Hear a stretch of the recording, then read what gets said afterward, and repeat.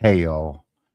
Welcome to Cornbread and Roses. I'm your friendly neighborhood organizer, Austin, and I'm here tonight with Red Mike. Hello, comrades. And yeah, it's we're gonna we are the most unprofessional podcast in the land. Um, Probably the United States, definitely the universe, and we're gonna, you know, bring you some news. What's been going on? I mean, did y'all miss us? Did y'all miss us out there? We've Um, been sick. I've been sick. yeah, yeah, I think I've had the flu and I can't seem to shake it. I'll be okay for a couple of days and I'll get sick again. yep. Um, Partner suffering much the same.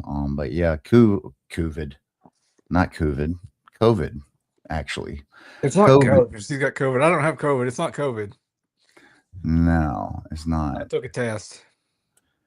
Uh, did our we only been at it 20 seconds? Jeez, that was painful. Uh, and flu and what else? Strep is going around as well. So, yeah, our boy Red Mike been under the weather. I'm glad you're on the mend. There's a lot going on. Things are full throttle. Uh, you know, somebody tried to hit the man again. And there's an interesting little phone call we might get to. We're going to talk a little bit about Joanne Bland, what's happened in the last few weeks of the legislature, and yeah, let's get to it. We're breaking from our little format where we normally do a few memes and socialist history and conspiracy history, as I've been juggling a lot of balls and but I was today I got to stand in solidarity with the postal workers out in Huntsville at Clinton Avenue. Um, it was nice out there. There were several of them members out there. One of the hosts of the Valley Labor Report was out there, Mr. Jacob Morrison.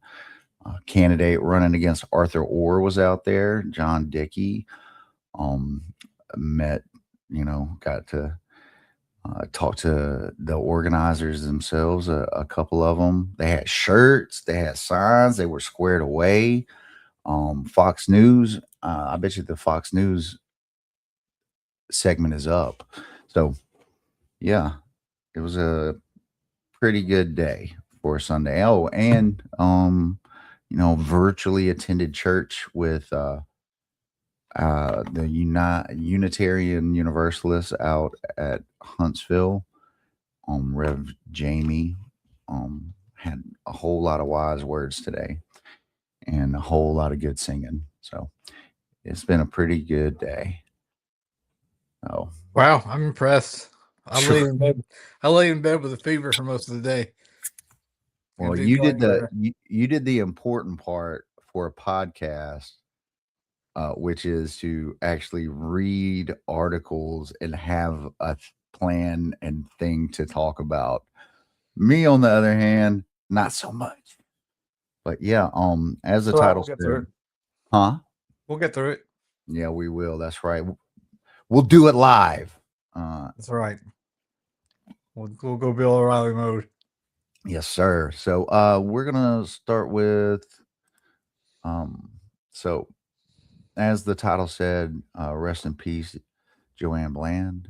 Um I did you I couldn't read that article from for the paywall issues on AL.com, Oh, which is well, I was able to. It's not paywalled for me. That's strange. that is strange. I think it's maybe because how I got my VPN set. That's probably what it is. But so yeah, Miss Joanne Bland passed away. And now, they say that, people ain't born, they're made. Soldiers ain't born, they're made. But I don't know, dog, because uh Joanne Bland, if there's ever a soldier born, uh, it was her. Because this lady, she started when she was 8 years old marching for human rights. Yeah, specifically for civil rights for black folks in the United States. Right. And little little bit of her bio. She was helped founder of the National Voting Rights Museum down in Selma, um, and grew up in Selma. And one of the more impactful things, obviously everything's segregated, but as a result of growing up in segregation, Milan lost her mother, who died in a white hospital waiting for a transfusion of black blood.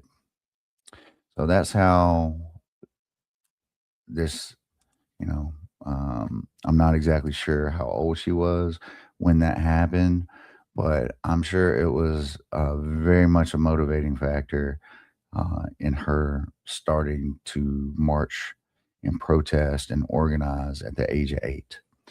Um, her grandmother encouraged her to take part. Her dad was scared for her. Obviously so, right? And she started when she was 8 years old when she attended a Dallas County Voters League meeting with her grandma. She was 3 years old when her mother died. Yeah. So yeah. According They to say the memories don't start forming till then, but I think memory or no memory, that story would definitely be a driving force in you to make some changes. Yeah. But to go on, she did a lot of things. She really began. She was getting in gear and everything. She attended freedom voters' rights meetings presided over by Martin Luther King. The Student Nonviolent Coordinating Committee members in Selma organized teenagers to participate in the movement, including Bloody Sunday and Turnaround Tuesday. Bland witnessed fellow activists beaten by police and state troopers. And by the time she was 11, she'd been arrested 13 times. Yeah. A soldier. Bland's first time being arrested was when she was 8 years old. I can't imagine there a reason to arrest an 8-year-old. I can't imagine being the cop that did that and going home and sleeping at night. Yeah, just like these tiny little wrists, and you got these manacles that you're putting on them. Yeah. Brutal, unjust to say the least. Bland's sister, Linda Blackman Lowry, was the youngest person that participated in the march, and she was 14. Lowry saw people putting Bland in the back of a white car, and she thought her sister was dead. When she got to the car, she soon realized that Bland had just fainted. When Bland woke up, she could feel her sister's blood dripping on her face from being hit on the head so many times. Bland helped protect white Northerners who chose to participate in the march. They included ministers and college students. And on the 21st of 65, she marched from Selma to Montgomery. The same year in August, the Voting Rights Act was signed. She was the youngest participant in the march over the Edmund Pettus Bridge. Yeah. And a little bit more about her. She helped with the Southern Christian Leadership Conference, NAACP, Sunflower Project, Ladies with a Mission, and her church, Ward Chapel. And go back up a little bit. She was one of 7 students who integrated A.G. Parrish High School in Alabama. Spoke at conferences all over, traveled all over. And you know, when I first read all that stuff up the top earlier today, um, and I was like a soldier. Well, sure enough, she served in the United States Army. So if that wasn't enough, she's officially a soldier. Graduated out college in Staten Island with a Bachelor of Arts, and yeah, co-founder of the Voting Rights Museum, as we said. And there's actually a little, there's a few things I want to highlight. Um, One, we can see her right here. That's her right there. It looks like it's all working, but it's not.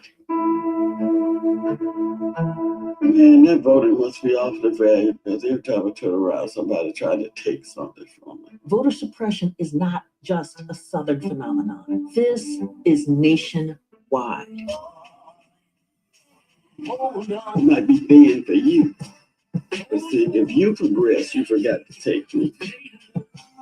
It is upon us to stand up and fight for this democracy.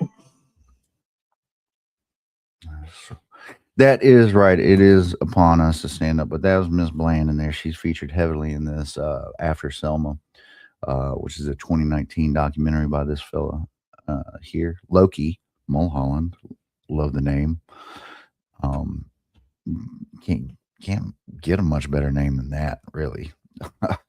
But also with this, we got look. So this is one of the things that she helped found. Back to it, like I found this looking soldier, Foot Soldiers Park. Right now, it's got 12 subscribers, and they got 41 videos. They're releasing videos about twice a month, and we're going to be officially the lucky 13. We're subscribing, so they got several videos to go check out and watch, meet some folks. Well, get to know some folks. I don't know. See some folks. There we go. Watch some YouTube, the Foot Soldiers Park, which is a park down around South Alabama, that you can check out as well. But yeah, so that's a little bit about Joanne Bland. You know, I can't actually recall actually hearing about her until the past few days, and which is wild, because of her being the youngest person to. Didn't we just talk about the youngest person to not get up from their seat off the buses? It's been like a month now that passed away. Right. I forgot her name. This is where preparation and professionalism comes into play, y'all. So yeah, but yeah, there's so many people. I mean, there's millions of people that help push this stuff forward. Claudette Colvin. There we go. Thank you, dog. Miss Colvin. That's right. But there's so many people that history doesn't know, and even some that are recognized and continue to work and all that. You still don't always often hear about them unless you're paying attention. Right. So dig into the history. I'm going to suggest a book to read, Waging a Good War, which is about the Montgomery bus boycott and the civil rights movement through the lens of warfare, by Thomas Ricks. I've actually got one of my kids reading it right now. She needs to finish that thing, so I can lend it out. But yeah, so that's a little bit about Miss Bland, and yeah, from there, I think we're gonna try to get on over to some legislation. Oh well, yeah, we'll save that for the end. But let's get to some legislation. There's some stuff that's been passing. What's been going on, dog? So, excuse me. Pardon me for a second. I'm gonna hit the cough button. Did we get one of those? No, I've been dying for a week and a half now, so I expect to just roll over at any point in time. So yeah. So a lot of the stuff, it's just like every other week in legislature. A lot of stuff that passes is kind of boring. But there are some things of note. Namely, something that disappointed me in particular, SB 71, sponsored by Senator Donnie Chastain of Geneva, prohibits the state from setting stricter environmental regulations in the federal government. So the state can't be stricter than the federal government. And of course, we're at a time when the federal government is cutting environmental regulations in the name of business. So in the name of money and business, we're going to destroy, Alabama's ecosystem. And we actually have, excuse me, we have one of the most, go ahead. I was going to say, you don't really need water or clean water, air, or food. Like you can tough it out. If you're not, you're not being a good worker, are you? Have us all surrounded by pollution, tear down, our beautiful forests and kill all the biodiversity that Alabama has. Amazing biodiversity. Sometimes we're called the U.S.'s Amazon in our southern wetlands because of the variety of fish and other creatures that we have. And it would be a shame to see those destroyed so that a handful of businessmen can be even richer. Yeah, we're already sitting at like 26, 27 data centers in the state. And there are plans for more, whole lot of more. And those, a lot of those city councils and mayors are signing NDAs and blocking out voters from even talking to them. It's signing NDAs, that ought to be illegal for you to be an elected representative, and you're going to sign an NDA that you can't talk to your constituents about what you're planning to do. Yeah. So this bill passed, and it was signed. It was signed into law on Thursday. Yeah, so it's a law now. Well, another thing to fix, ain't it? Another thing to fix, because I think on this day, as a matter of fact, Trump peeled back more regulations from that. It was announced the same day, or not the same day as the signing, but like the same day it passed and stuff. So that's par for the course. Yeah.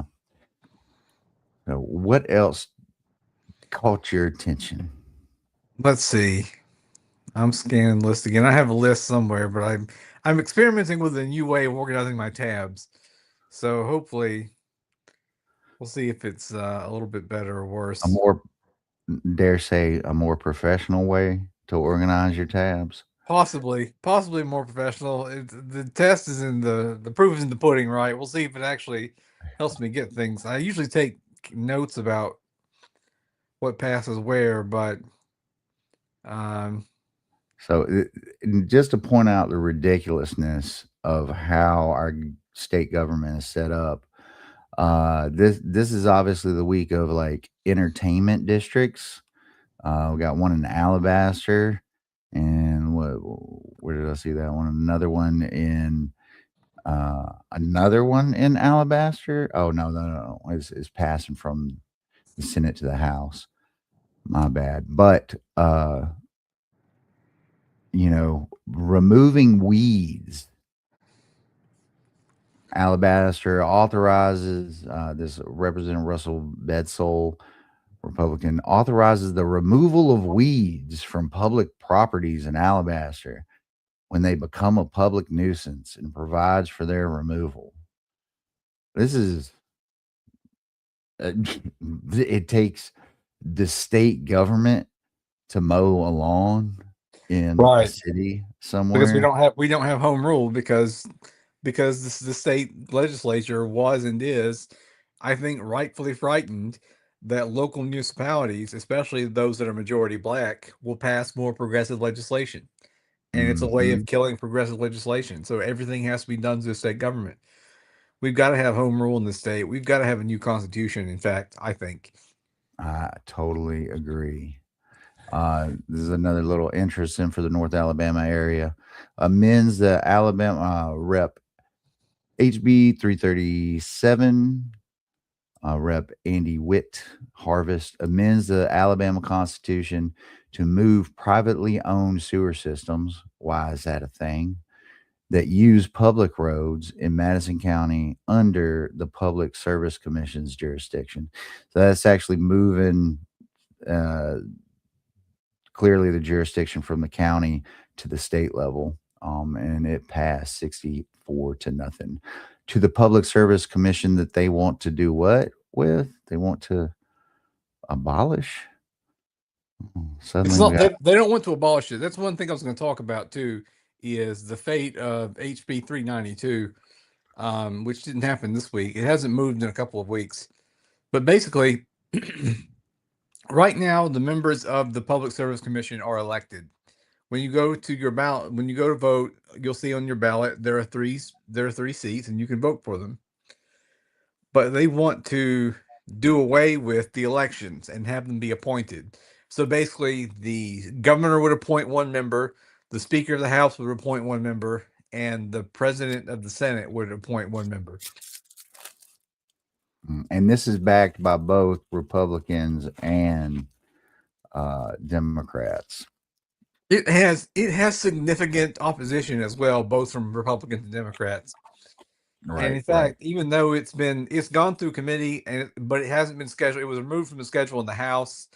There's a lot of pushback. Nathaniel Ledbetter, the Speaker of the House, has said that it has support in the House to pass, but it doesn't really have support in the Senate to pass. So it seems like putting pressure on your state senator might be the right call for now to get them to vote against it. I wonder what Arthur Orr thinks about it, because he's my state senator. Yeah. This is a horrific power grab that it eliminates the people from having a voice in their utilities and directly, and it's their claims that it will lower the utility bills. I think they have to explain how that works. How does having an appointed board cause the bills to go down? That doesn't make any sense. They just assert it. And they say that, like, statistically nationwide, there are only 10 states that have elected Mhm. PSC, Public Service Commissions. Well, maybe the other 40 states are wrong. Maybe this is something we got right. I'm inclined to agree. I am in favor of more voting and more people having a say. Well, Like- there was an interesting phone call between Energy Alabama, which is a organization that is trying to further develop like better energy systems like solar, etc. And a person that I don't know worked in marketing with Alabama Power. Did you get to hear that little conversation that got released on that? I didn't. Oh man, it was pretty funny, but yeah. Alabama Power trying to claim in the call that they felt neither way about it, whether it's good or bad, or they were neutral and unbiased on this decision. But they did, oddly enough, in that call, mention that there's some wild candidates. I don't remember the exact quote, running for the Public Service Commission. Yeah. All right.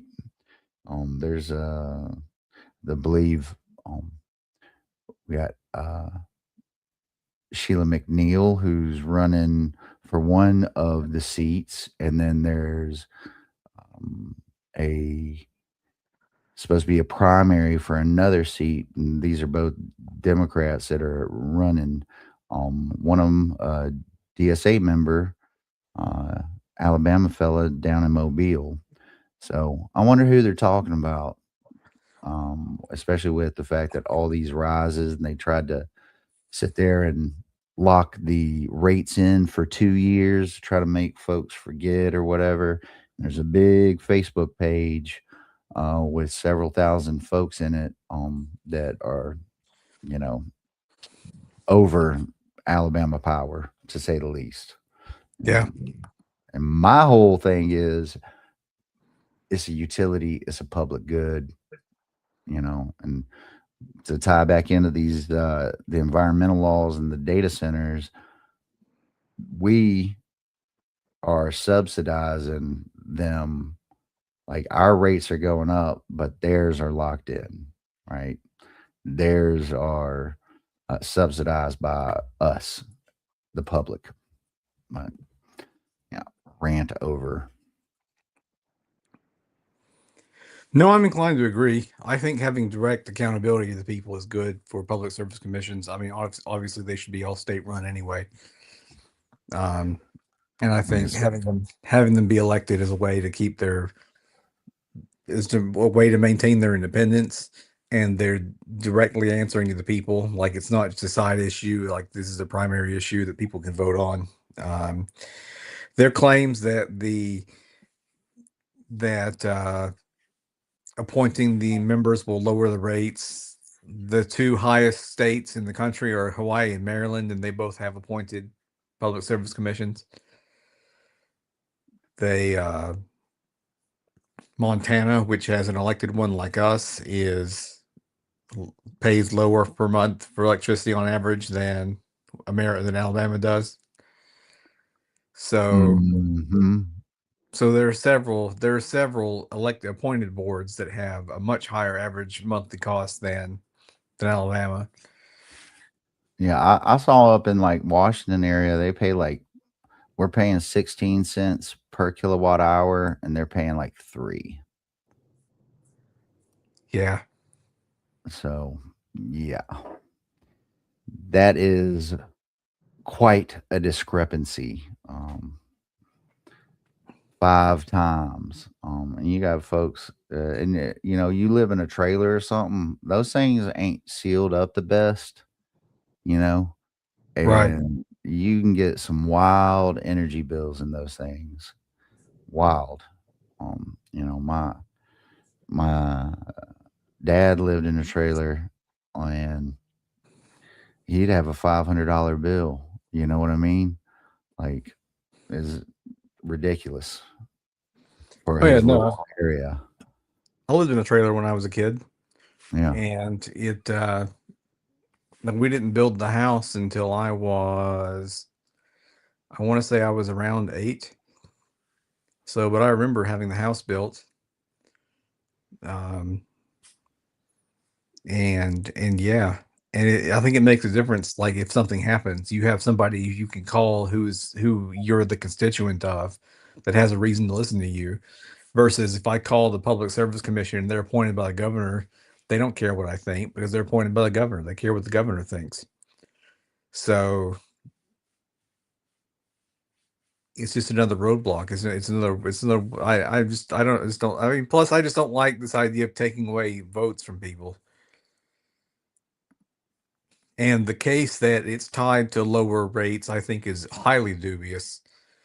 Um, like I said, there appears to be no correlation between having an elected or appointed board and having lower energy rates. There's examples of both.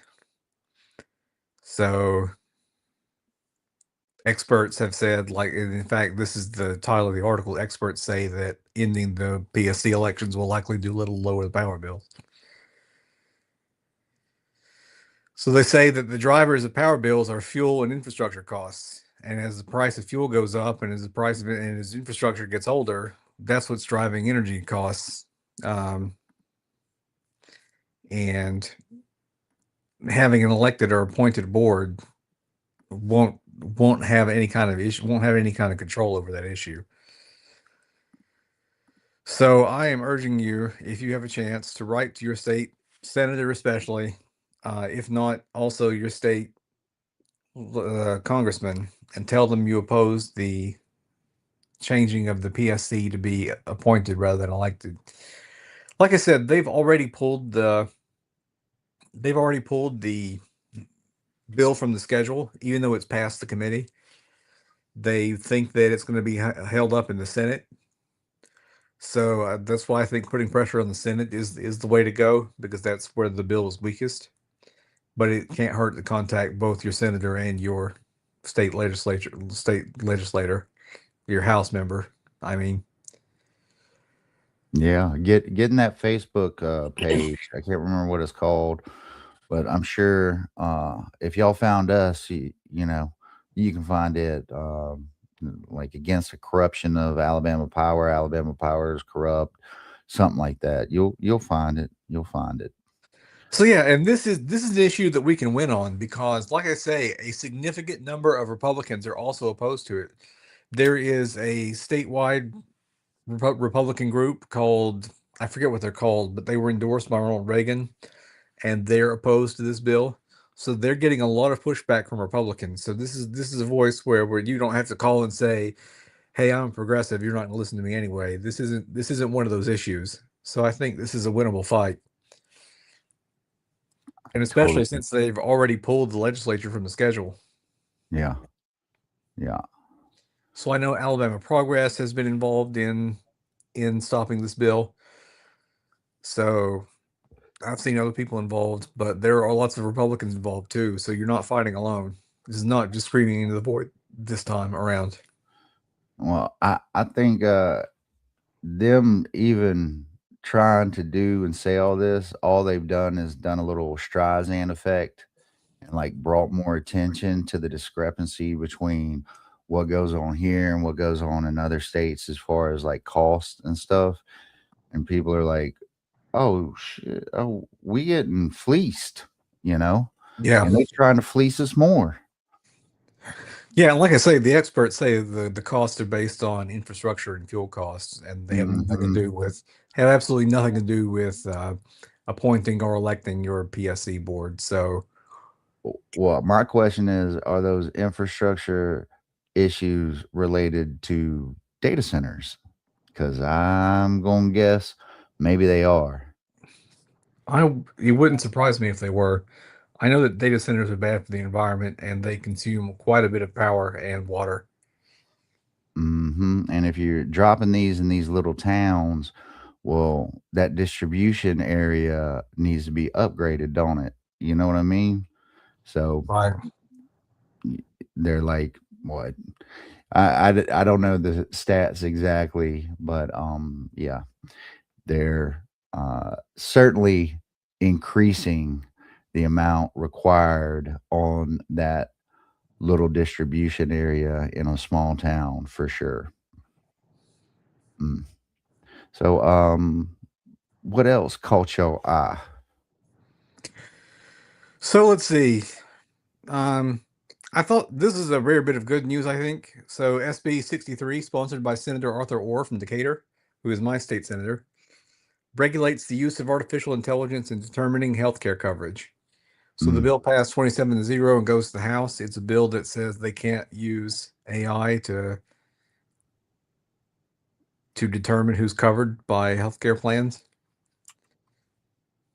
So, and the bill goes on to define what AI is and what what an insurer is, and just says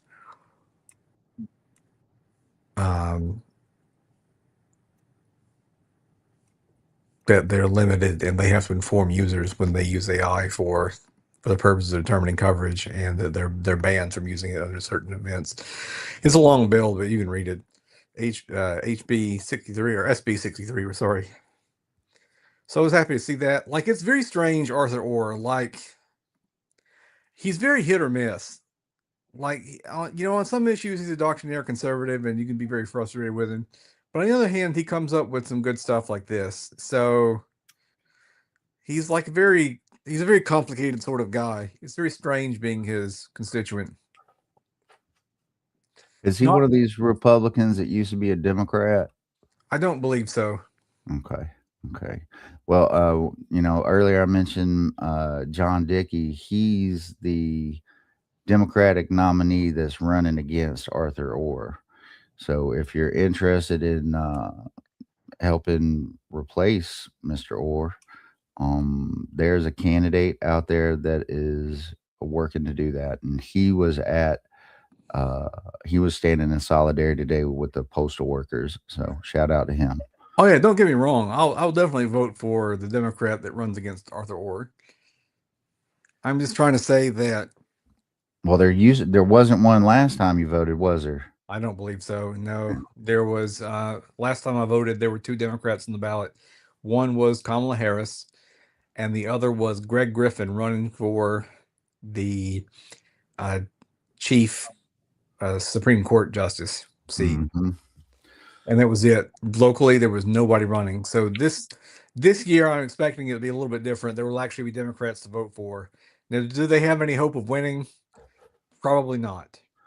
I don't know. I got some faith this year.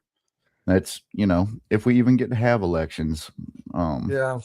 I mean, I hate to be Debbie Downer, but my prediction is that the Democrats will lose every statewide race, and they won't flip any seats. That is, they'll win where they always win, but they won't change a seat from Republican to Democrat.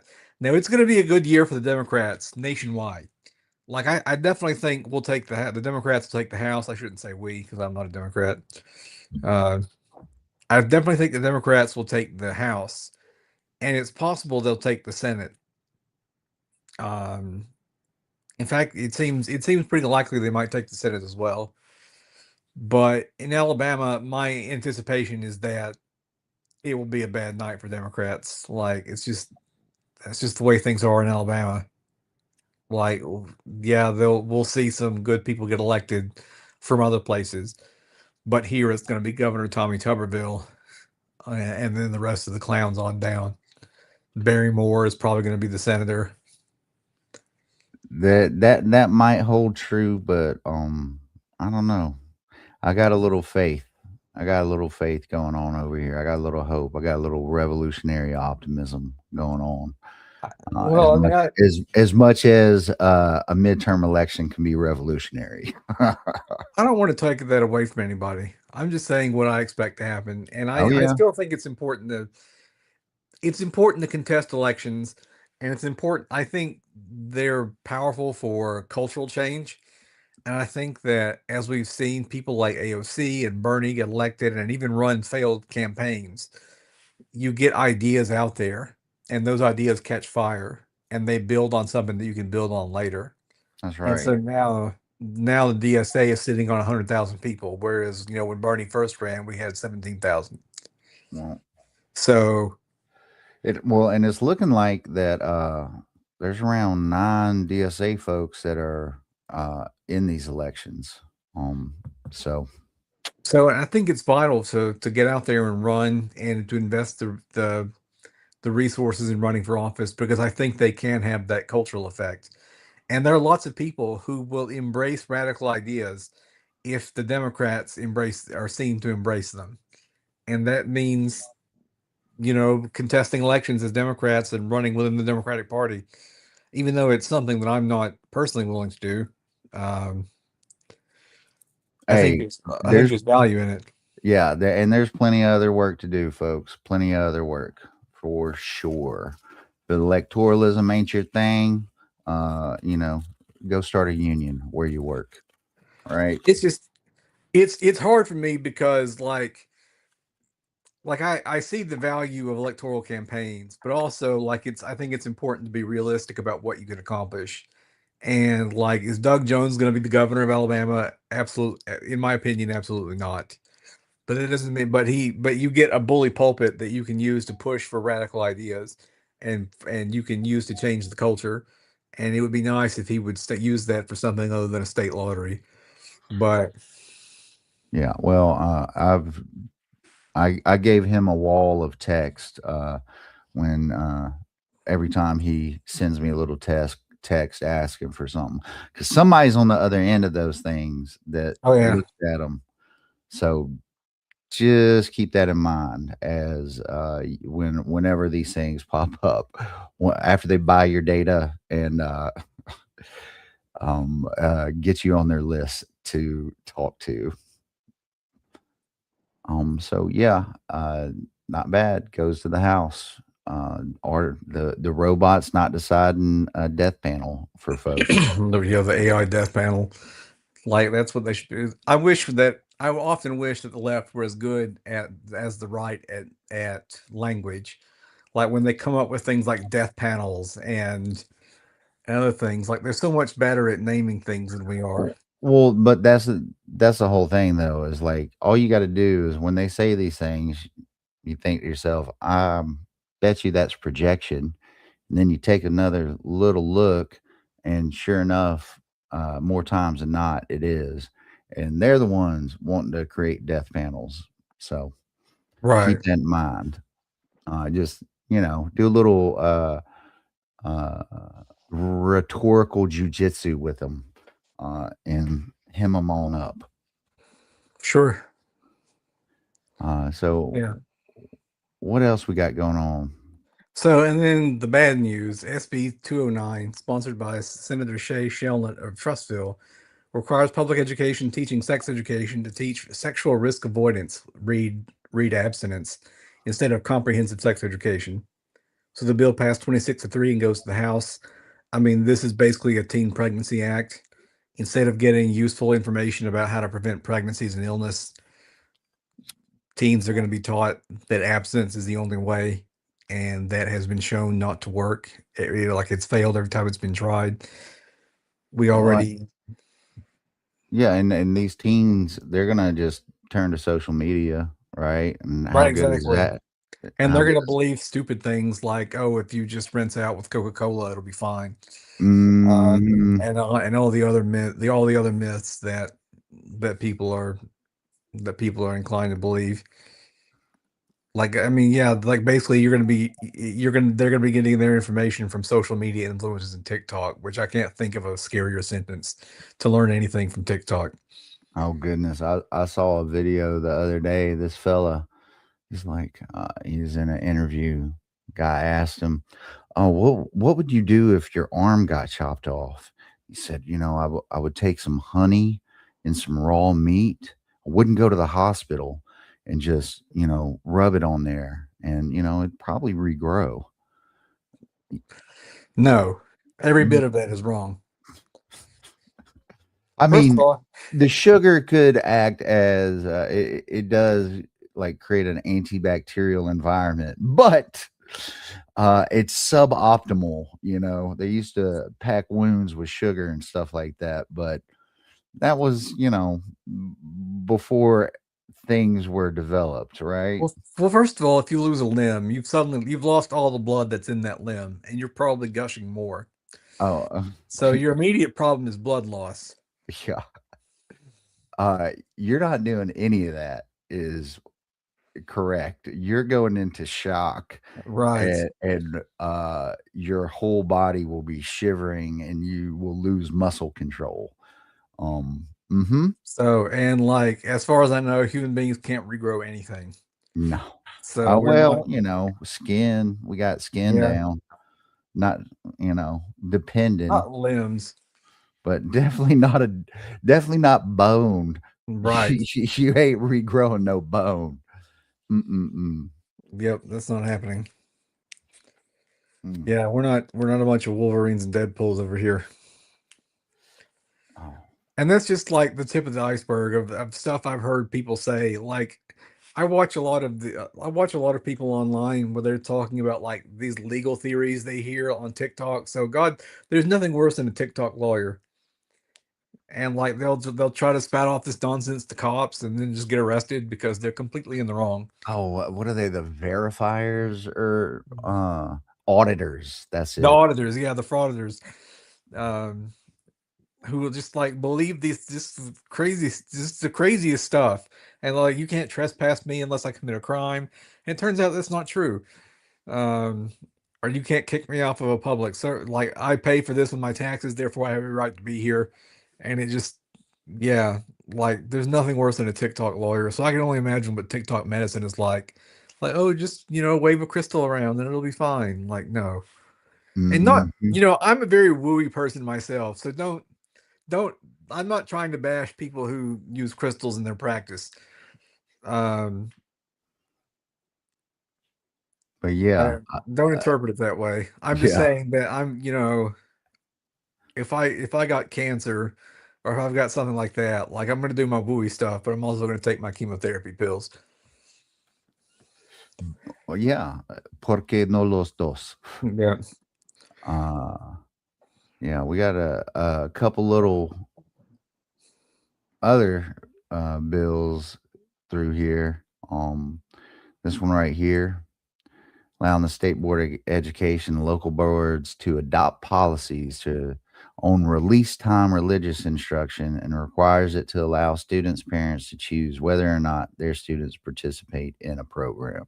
Ain't that why we got Sundays Yeah, I really don't support this letting people go off and get religious instruction during um the school day? No, thank you. during the school day.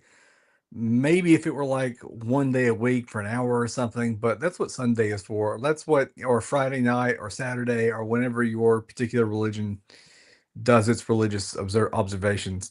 Like, there's plenty of time for you to learn religious instruction. And, like, obviously, these sorts of bills privilege Christianity. Um, we've got the governor, Tommy Tuberville, or the governor in waiting, basically, saying the most horrific things about Muslims. So, I mean, like, is this going to be fair that they're going to let Muslims go off and learn about Sharia law or something like that during their school time? I doubt that very highly, even though they have as much right as anybody. All right, exactly. You gonna do for one, you do for all. So But separation of church and state being the law of the land. And I'm sure this is being done. I'm sure this is one of those copy and paste bills that is being done in other states as well, so they can bring it to the yeah. Supreme Court and yada yada yada. Just wasting everybody's very limited time here on Earth with this nonsense. One of the bills we'll probably be talking about next week is a bill to display the Ten Commandments in history classrooms and or cafeterias and other public areas. And it honestly, it's a poster on a wall that has the Ten Commandments on it, and it has like quotes from the Declaration of Independence and the Constitution and some other sources. And like, I imagine most students are going to ignore them. Like, you're not going to create a dedicated cadre of Oh Christian no, nationalist soldiers from no, these no, no. posters. That's the thing. They ain't ignoring them. They're graffitiing them in other areas, That's other hilarious. states and stuff. Pretty creative too. You can find some of those posts online if you take a look. But the broader point is that it's bad history. Like, the founders weren't looking at the Old Testament when they wrote the Constitution. Like, if the Ten Commandments are the basis of the law, you notice that none of them are laws. It's not a crime to commit adultery. It's not a crime to worship somebody besides God. I, It's not a I would, crime.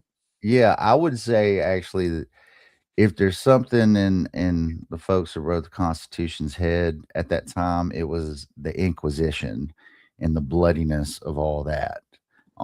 That it ended relatively recently, less than 100 years.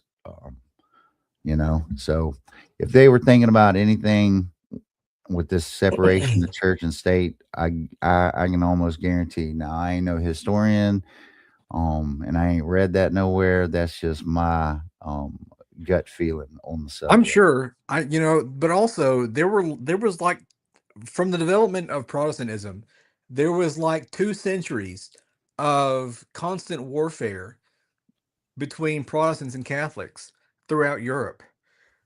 Probably culminating in the 30 Years' War. So, Well, even after that, like there's like Protestant and Catholic football clubs, like in Scotland, that go at it with each other, and Right. you know, and then I think in Ireland there was issues related to that stuff recently as well, relatively recently as well. So yeah, uh, like But yeah, there were like centuries of European wars of religion. and then the Um, Crusades and all before that as well. So so I think that they were, yeah. So I think they were thinking of like everything that happened before Westphalia as well. And we're thinking like, okay, how do we not have just constant internecine warfare in America? yeah, So I'm sure there were several things they were looking at. I'm sure the Inquisition was part of it. But I hmm also have to think that like the 30 Years War and the other, what was it, the Knights War, the Wars of the Three Kingdoms, yeah, um, just like the various wars of of the Reformation. yeah. I think one of my favorite religious wars is out in China, where that fella, was they the Yellow Turban? Was that it? Oh Yellow. yeah, yeah, Uh, the Yellow Turban Rebellion. yes, thank you. Where he was reincarnated Jesus Christ, I think was the thing going on. Um, but yeah, there's some interest in history on that for sure. But So there have been various millenarian peasant revolts that broke out in China, and I'm thinking of like not just the Yellow Turbans, but also like the oh, what were they called? The big swords, the heavenly swords, okay, yep, and the boxers, yep, and other people who were responding to responding to terrible repression. yeah, for sure. Speaking of repression, or maybe a little less repression, SB 24, Senator Linda Coleman, Madison, Democrat, uh, Birmingham, would streamline the process for formerly incarcerated Alabamians to get their voting rights restored. And the bill passed 26-0, and it goes to the House. So that's good to see. Me personally, I think if you should be able to vote if you're incarcerated, full stop. Absolutely, they allow prisoners to vote in Australia, and their civilization has not collapsed because of it. Hmm. So probably having to do with their history as a penal colony. Yeah. You know, I'll like even go one further. I'll say that if you're in prison and you're working, you should be in a union. oh, Yeah. absolutely. When I was doing more union work, it was through the IWW, and we had I was very heavily involved in IWAC, the Incarcerated Workers Organizing Committee. Oh, And, wow. s- and Okay. so we did a lot of work between them, and I was like a go between them and the Free Alabama movement. Um, I sort of fell out of that work, and the local IWW chapter fell apart. A new chapter arose, and it fell apart too. So, but we had some interesting successes. I had 3 shops get hot, and almost unionized, and then the workers decided to quit instead of unionize. Mm, Um, and I was like, guys, don't quit. It's going to be the same thing at the next job unless you stand and fight. But it was easier to go find another job. And wow. I we, bet you they remember that lesson now. you well, know. maybe so. But and then we had some productive relationships with the Free Alabama movement, and um, participated in several of their demonstrations and things like that.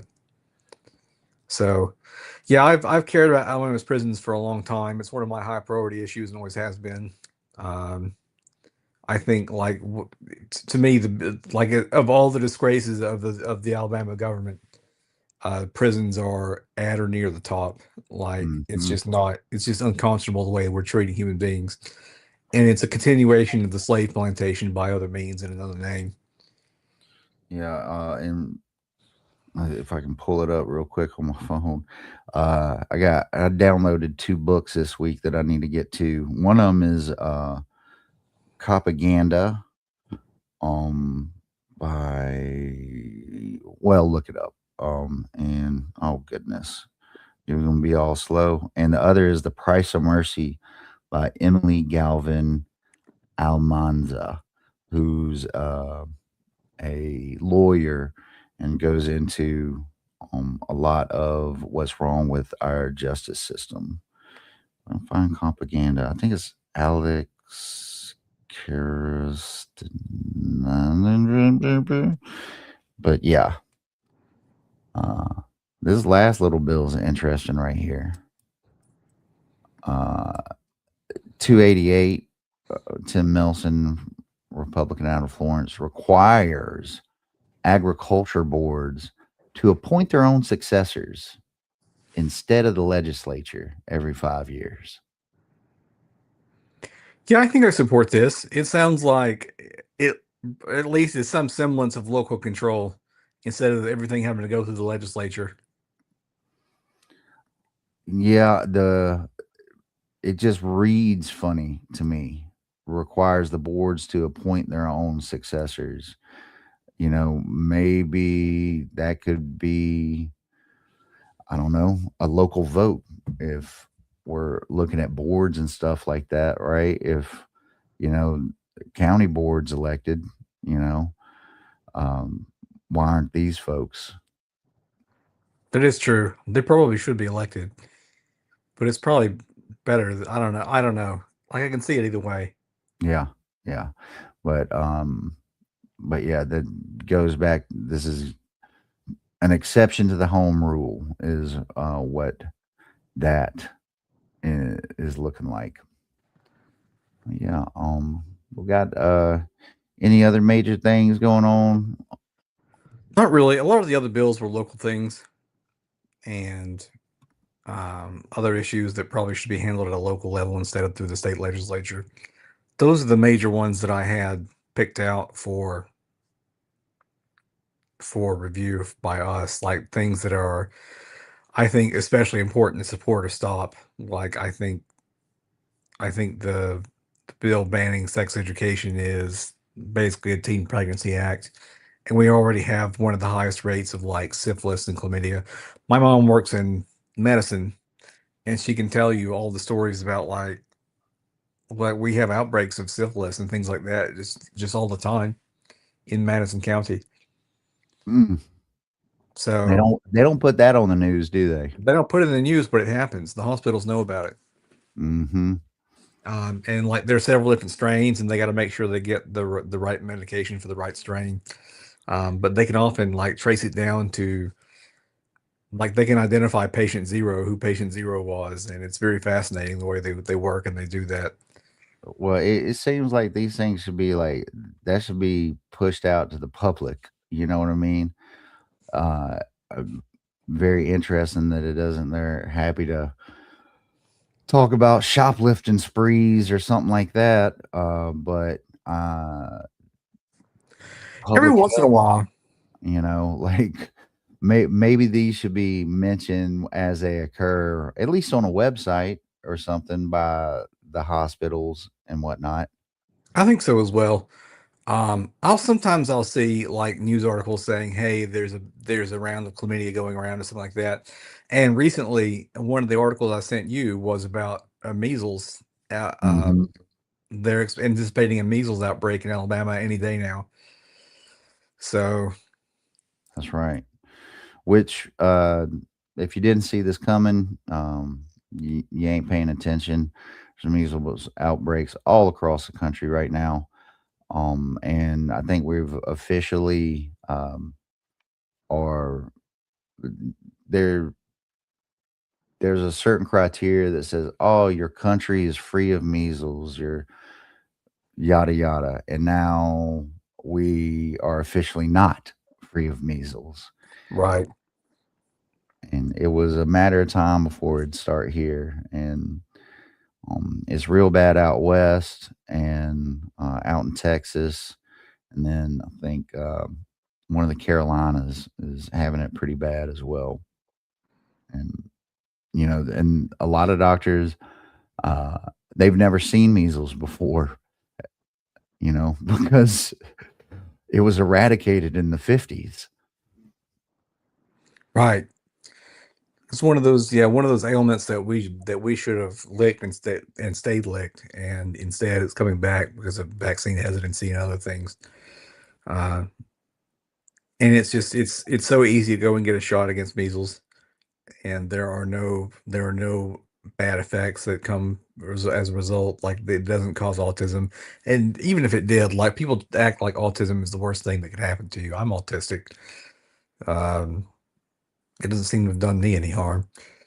So I don't quite get the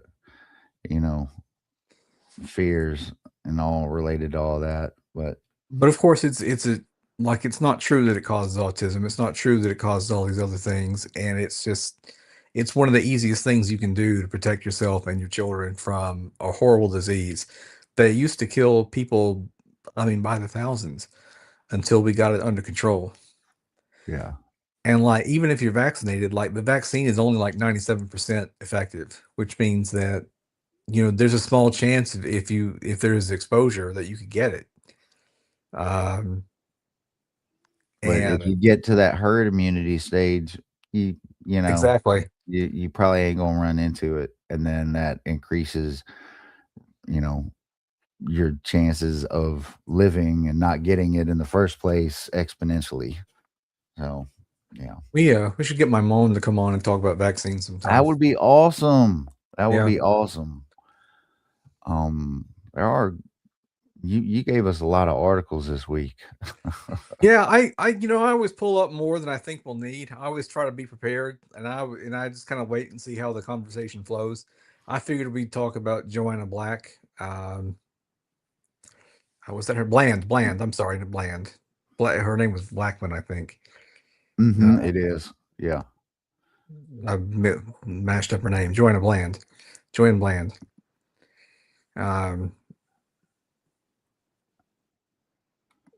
Well, yeah, there's I like to see this. 1,500 people came out to honor folks that have died in Alabama prisons to honor the more than 1,500. I'm misspoke. People came out to honor the 1,500 people who have died in Alabama prisons since 2019. Good Lord. This is what I'm talking about. It's just unconscionable. Like, this is one of the biggest moral crimes in Alabama is our prison system, by far. Like, not having home rule, all these other things, like, they're as important as they are. They are secondary issues compared to the real effects that being imprisoned in Alabama has on real life human beings. Yeah. One of my favorite podcasts this week, the lady that wrote that book, The Price of Mercy, she actually mentioned the Alabama solution, which if you haven't seen, see it. Hopefully difficult to watch. Yeah. But it's essential to watch. And it's stirring up a lot. And look, it did receive Academy Award nomination for Best Documentary. So I was wondering if that was going to happen. I figured it was, so that's good to see. 1,500? Yeah. 1,500 people. I can't even imagine. 1,500 people who were convicted of crimes that were not capital crimes, who didn't get out alive from prison. Yeah, that's in, basically 6 years. You do the math, that's a couple hundred people per year. Wow. Just being in some building, that building kills you. It's almost like a horror movie, ain't it? That's almost, a person per day.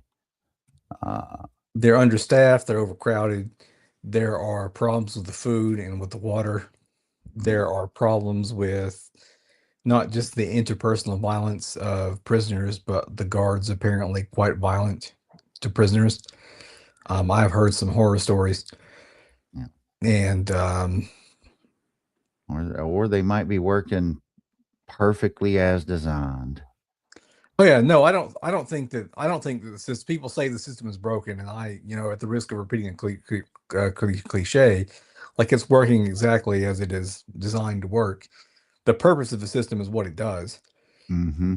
and you're talking about a system that predominantly takes black people and forces them to work in grueling conditions, or else. Um, that's not a bug; it's a feature. That's right.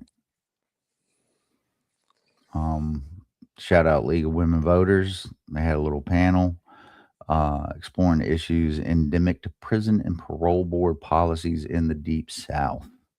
The virtual event, um, Freedom and Fairness, Parole Boards and Prison Labor in the Deep South. And is organized by the League of Women Voters Alabama and Georgia's Good Trouble Tuesday panel series. So, people are paying attention, doing work. Um, had some speakers from the ACLU Alabama, Nichelle Cunningham. I need better glasses. And working families power. Uh, yeah, so that's good to see. Good to see. Like there is work being done. We just got to keep at it, folks. We got to keep at it.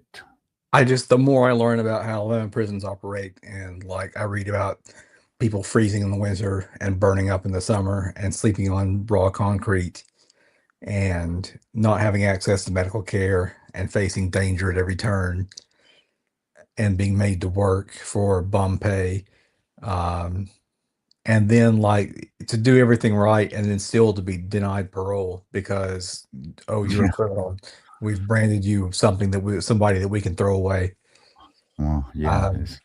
Um, Our buddies want to keep making a profit off you.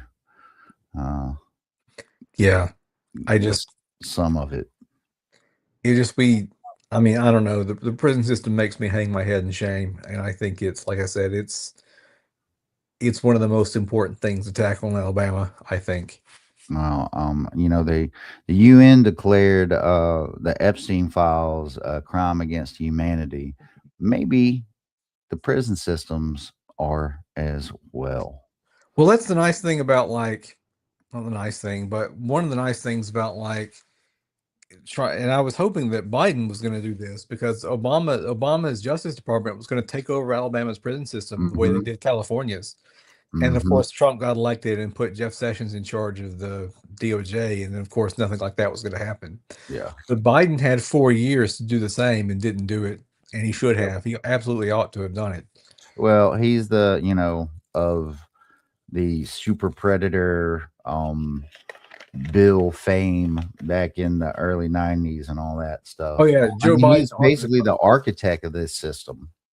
Yeah, Joe Biden wrote the crime bill. And he also was the author of broad swaths of what became the Patriot Act. Mm-hmm. So, I mean, somebody who probably doesn't care as much about prisoners, which is unfortunate.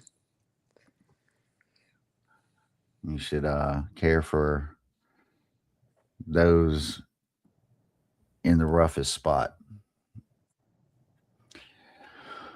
Regardless.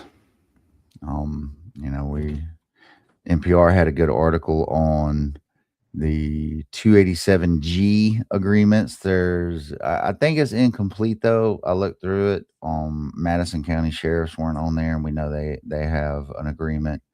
But there's more small town police sign ICE partnerships in Alabama. So yeah, they might have gotten this from. We got. Oh wait, there's Limestone, but you notice Madison County ain't.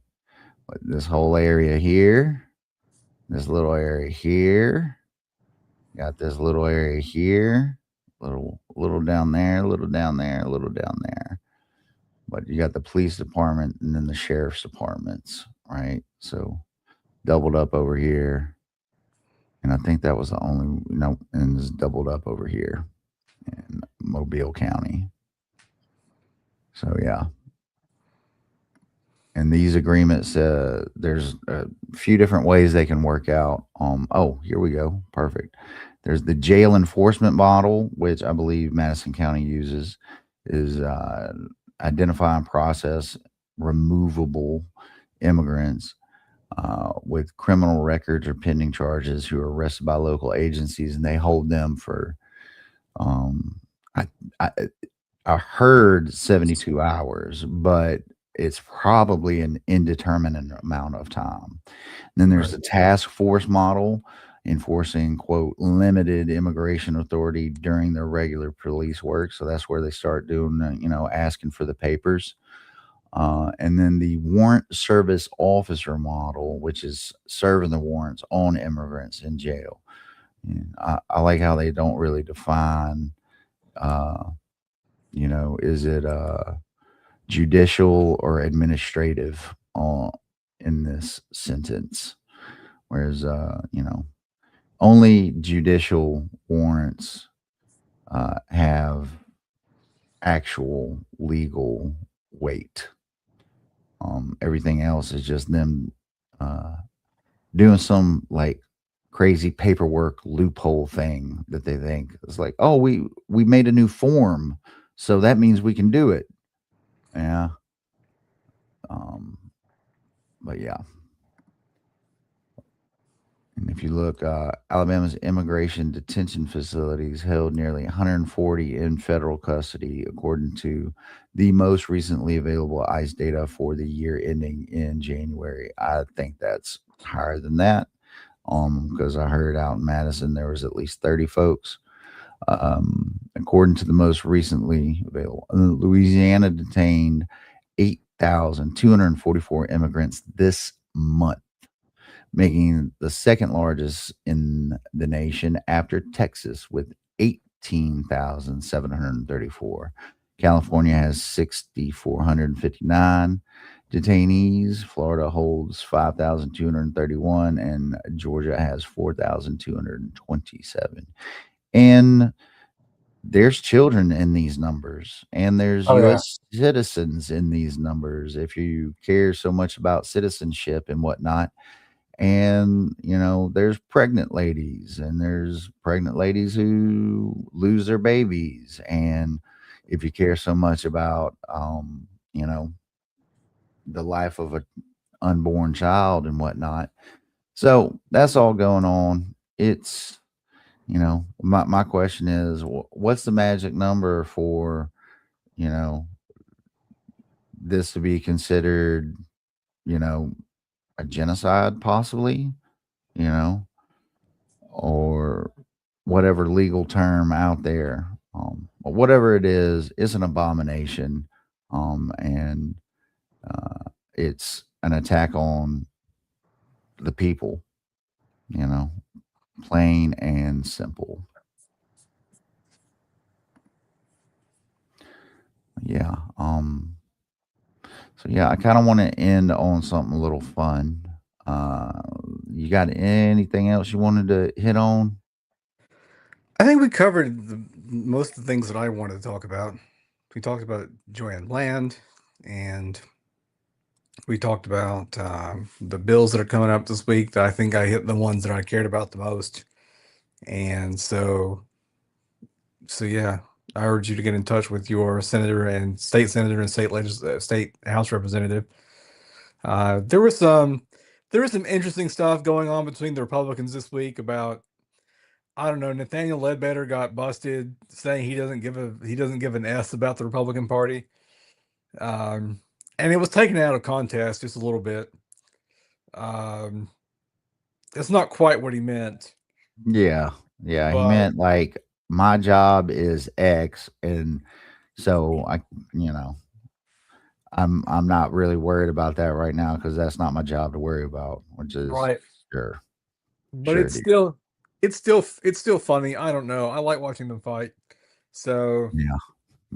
there's been some people calling for his resignation and all kinds of other things. And like my state, Oh, look at the snowflakes or with the profane tirade. Yeah. So who knows? This Cook guy probably doesn't have any chance of getting elected. Well, they already elected somebody. I can't remember who it was. So I his saw name that today. is I'll have to look it up again because I've forgotten his name. He's from Dothan. Yeah. Stand by. It's Lee, something Lee. Robert E. Lee. Not Robert E. Lee, although in this state it wouldn't surprise me. Oh goodness. Paul Yeah. Lee from Dothan. Okay. Paulie. Hey, Paulie. Paulie Walnuts. There you All go. right. So yeah. Paul Lee. So yeah, like it was wild because like they were discussing whether or not my state representative, Scott Stothagen, could run for the headship of the Republican Party in Alabama and also be the House Majority Leader. And in response to all that, he wound up resigning from the House Majority Leader spot so he could run for head of the GOP. He was trying to replace John Wall as head of the GOP. And lots of people giving him static for abandoning his post and like pursuing his own selfish interests. And I don't know. There's been a lot of interesting infighting in the Republican coalition this week. We didn't have time to get into it, but the girls are fighting. the girls are fighting. Poor things. Poor things. Yeah. Bless their hearts. Yep. But yeah, I wanted to end on a little interesting thing. Let's see. Did Trump call C-SPAN as John Barron? Let's see if this works. Well, this is John Barron, and this is the worst decision you ever have in your life, practically.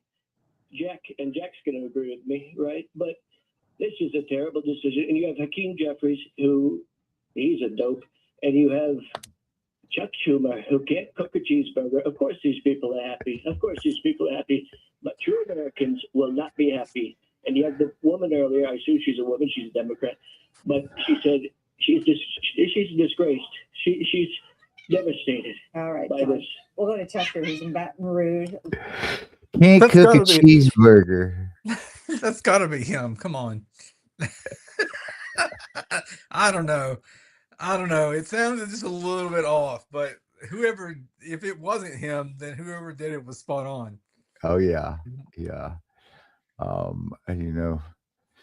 Maybe it's not, but maybe he's bringing back the classics. You know Maybe what I so. mean? Yeah. So, yeah, man. Let's see here. What is going on? What day is this? The 22nd. There's all kinds of stuff going on in the community. Believe on Wednesday there's you know what? Let me see if I can just look. Why can't I just look at things? There's There's a documentary screening on Friday the 27th at 5:30 at Morton Hall, room 145. That 5051 is doing. It's called Bringing Down a Dictator. And we got some other events going on. There's always training available. There's pro-democracy boot camp and solidarity school on March 6th up in Nashville. We got events going on around here. Like I said, there is the Southern Workers Assembly is doing a Southern Education Worker Fight Back Summit, which is from 10 to 3 on Saturday, February 28th. Doing 3 different sessions. Immigrant students and workers at school protecting LGBTQIA plus students and teachers, and building solidarity across the education sector. There's community meetings out in Inslee, and that was actually today. My bad. And Inslee is actually, well, a little bit out of our area, but it doesn't really matter because we try to highlight whatever's going on. Uh, but up in here on the 23rd, there's All Coffees Are Beautiful at Current Nerd out in Decatur from 11 to 1. The Current That'd Nerd be- Cafe. It is Yeah. it's a great safe space for LGBT people. The owners are LGBT themselves, and so are all the workers. I think, or most of the workers. Not that they're discriminatory. It's just I think it just shook out that way. And it's a great little coffee shop. I encourage you to go there. And you also play Magic and D&D and all that sort of stuff if you're into that sort of thing. Oh, I'm totally into that sort of thing, and I wish I got to play more of that stuff. Yeah, I don't have the time or the money to play Magic anymore. It is definitely a pay-to-play game. The arena is free. That's actually I actually sat and played it a little bit the other day, and you can play arena and not spend a dime. So Wow. there is an option. But the All Coffees Are Beautiful is being put on by All Choirs Are Beautiful folks.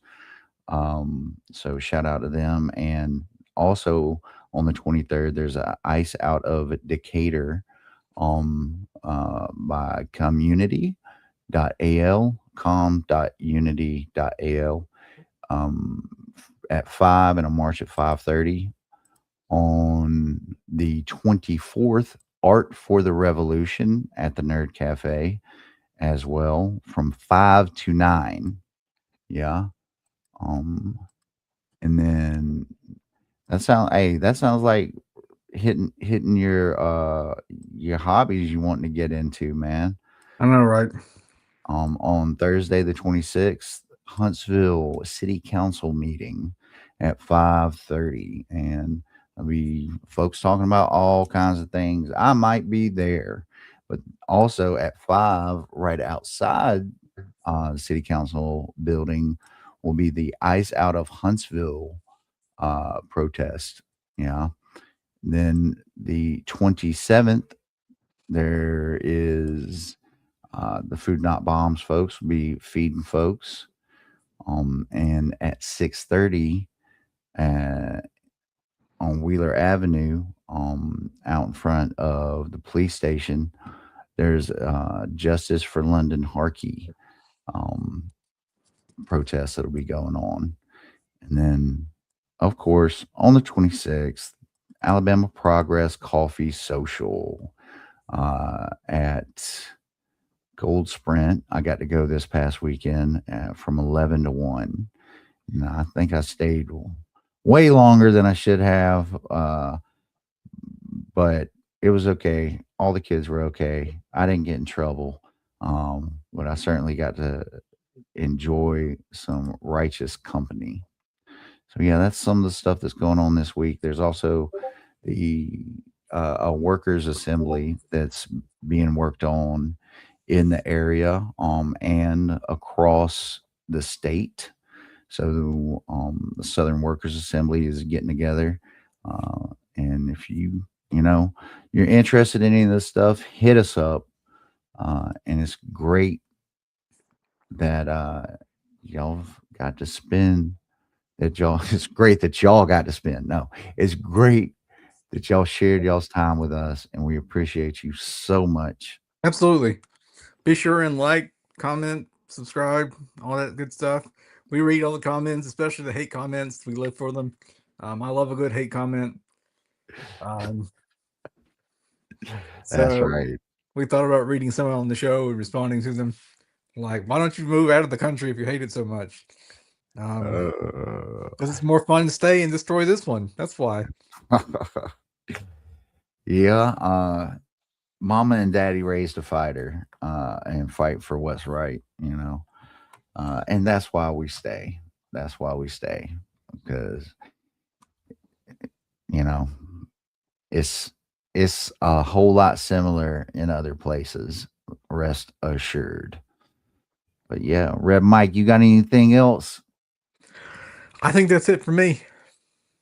Okay. Well, hey y'all, thank you for being here.